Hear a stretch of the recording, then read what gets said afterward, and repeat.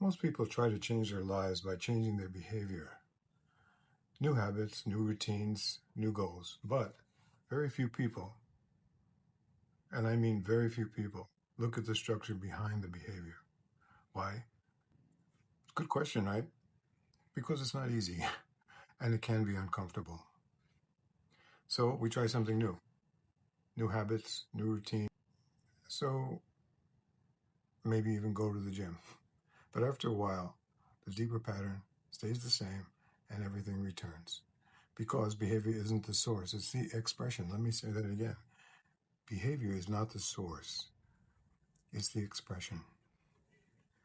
If the structure underneath doesn't change, the pattern repeats.